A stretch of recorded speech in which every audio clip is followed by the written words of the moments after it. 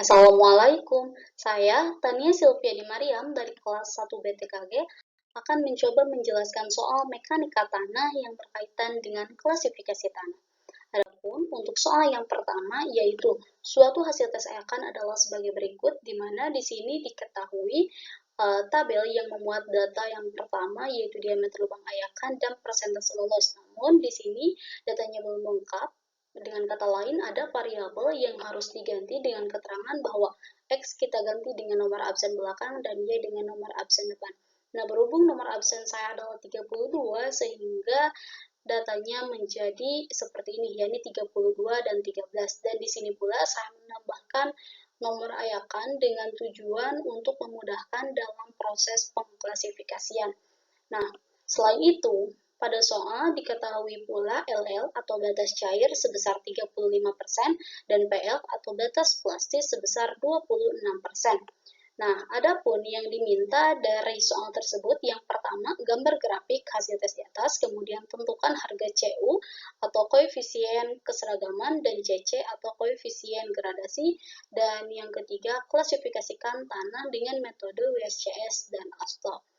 Nah, untuk menjawab soal tersebut, kemudian kita masuk ke bagian penyelesaian. Yang pertama, sebagaimana dalam soal kita diminta untuk menggambar grafik.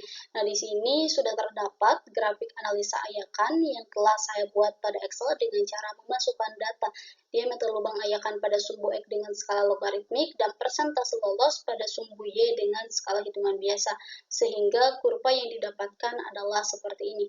Nah, dari grafik ini kita dapat mengetahui ukuran efektif seperti yang pertama, yaitu D60 dengan cara menarik garis dari 60 sampai titik potong dengan kurva, dan dari titik potong dengan kurva kita tarik garis secara tegak lurus sehingga didapatkan hasilnya D60 sama dengan 0,260 mm.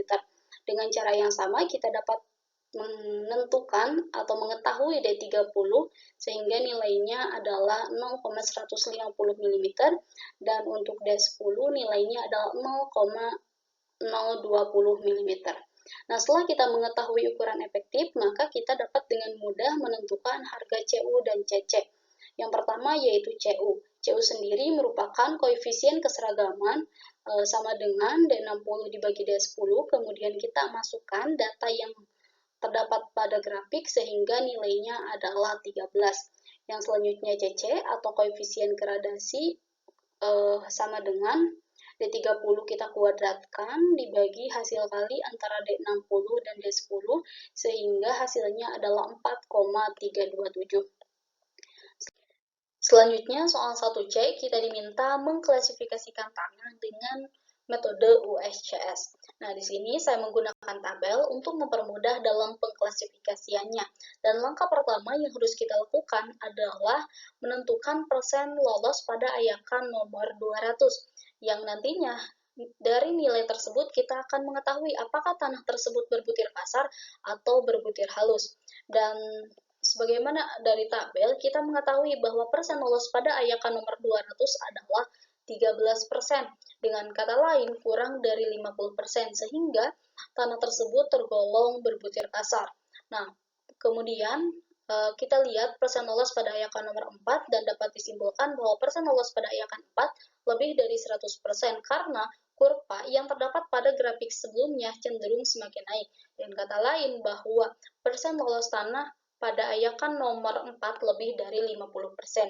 Nah, selanjutnya karena persen lolos tanah pada ayakan nomor 200 adalah 13%, maka berada pada rentang 12-50%. Kemudian kita diminta untuk menentukan apakah PI lebih dari persamaan A ataukah tidak. Dan dari perhitungan didapatkan bahwa nilai PI adalah 9%, sedangkan nilai persamaan A atau 0,73 kali LL kurangi 20% nilainya adalah 10,95. Maka PI ini dikurang dari 0,73 kali LL kurangi 20%. Dengan kata lain, PI ini tidak lebih dari 0,73 kali LL kurangi 20%, sehingga kita pilih yang 0. Selanjutnya, akhirnya kita dapat mengetahui bahwa tanah tersebut tergolong sebagai tanah dengan simbol SM dan memiliki nama silty sand. Kesimpulannya, tanah tersebut termasuk dalam kelompok pasir dengan butiran halus dengan simbol SM yaitu silty sand atau pasir berlanau atau campuran pasir lanau. Nah, pada soal 1C juga diminta untuk mengklasifikasikan dengan metode ASTO. Nah, di sini saya menggunakan diagram atau flowchart untuk mengklasifikasikannya, di mana tahap pertama yang harus kita lakukan adalah tentukan persen tanah yang lolos pada ayakan nomor 200. Nah, sebagaimana diketahui pada tabel bahwa persentase tanah yang lolos pada ayakan nomor 200 adalah 13%. Dengan kata lain bahwa kurang dari 35%, sehingga tanah tersebut tergolong sebagai tanah berbutir. Kemudian kita ikuti alurnya dan berhubung persen lolos pada ayakan nomor 200 adalah 13%, maka kedua kotak ini terpenuhi. Kemudian kita ikuti alurnya dengan melihat persen lolos pada ayakan nomor 40 atau sebesar 89%, dan di sini kita gunakan sistem seleksi. Untuk yang ini kurang dari 50% pada ayakan nomor 40. Kalau yang ini salah karena harusnya lebih dari 50%, sedangkan untuk yang ini benar.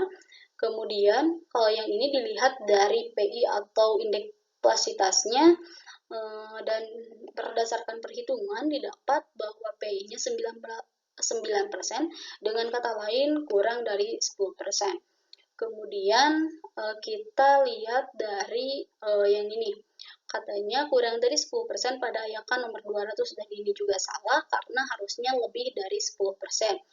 Kemudian kita lihat berdasarkan batas cairnya, dan diketahui bahwa batas cairnya adalah 35%, dengan kata lain kurang dari 40. Sehingga akhirnya kita mengetahui bahwa jenis tanah tersebut adalah jenis tanah A24. Nah, untuk lebih jelasnya dapat melihat tabel berikut ini dan dapat disimpulkan bahwa tanah tersebut termasuk dalam kelompok tanah A24 dengan tipe material yang paling dominan adalah kerikil dan pasir yang berlanau atau berlempung. Nah, selanjutnya yaitu soal nomor 2, di mana dari percobaan analisa ayakan diperoleh hasil-hasil sebagai berikut. Jadi di sini terdapat tabel yang memuat data. Yang pertama ada diameter ayakan, yang kedua ada berat butiran tertahan.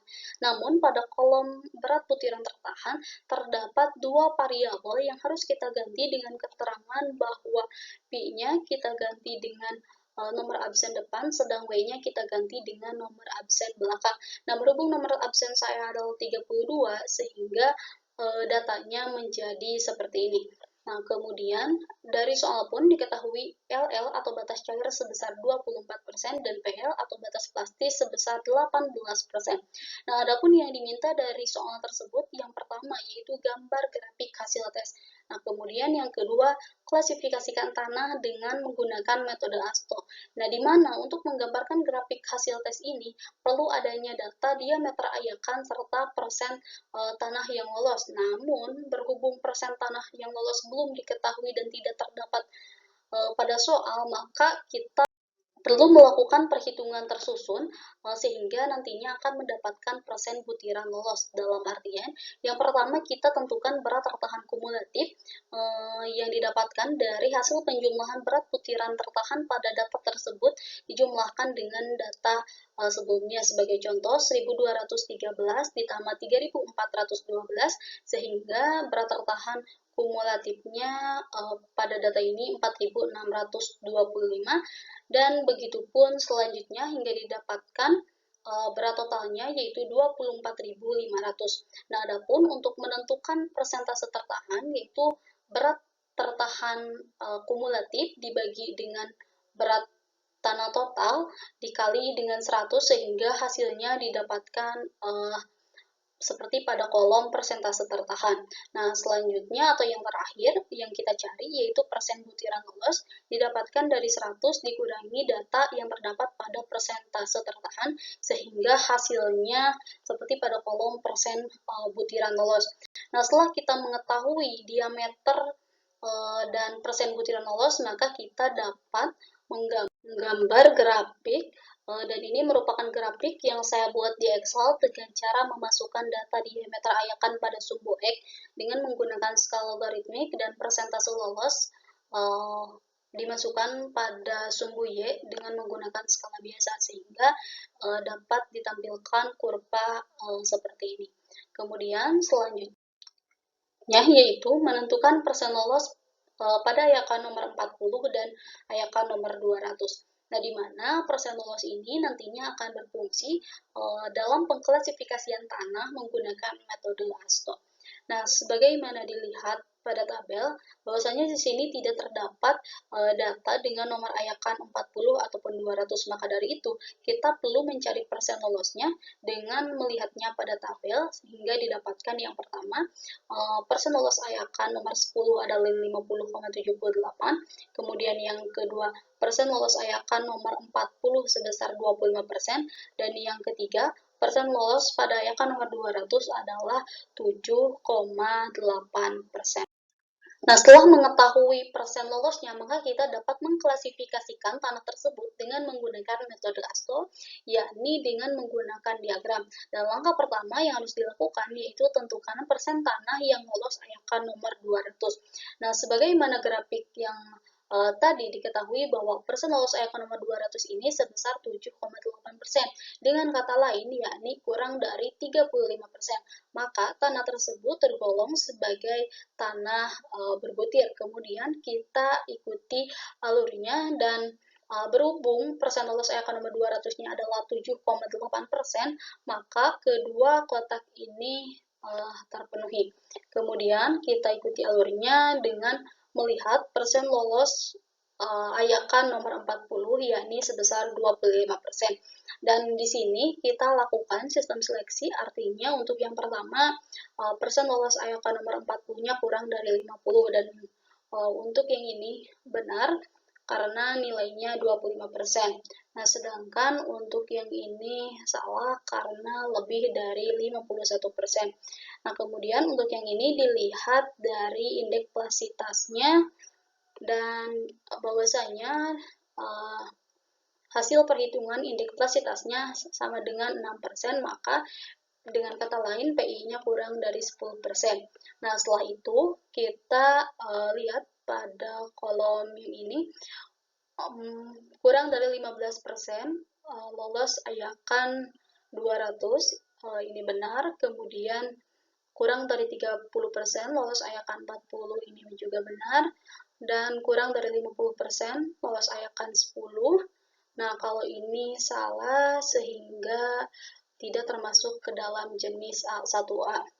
Nah, sedangkan untuk yang ini kurang dari 25% lolos ayakan nomor 200, iya, kemudian kurang dari 50% lolos ayakan nomor 40 juga iya, dan indeks plasitasnya kurang dari 6, dan ini juga tidak memenuhi sehingga tidak termasuk A1B. Nah, kemudian kita lihat berdasarkan LL atau batas cairnya. Batas cairnya di sini diketahui 24%, dengan kata lain kurang dari 40%, sehingga tanah tersebut termasuk ke dalam kelompok tanah A24, atau lebih jelasnya dapat kita lihat pada tabel, dan kesimpulannya tanah tersebut termasuk dalam kelompok A24 dengan tipe material yang paling dominan adalah kerikil dan pasir yang berlanau atau berlempung. Nah, mungkin hanya sekian yang dapat saya sampaikan, kurang lebihnya mohon dimaafkan. Terima kasih. Wassalamualaikum warahmatullahi wabarakatuh.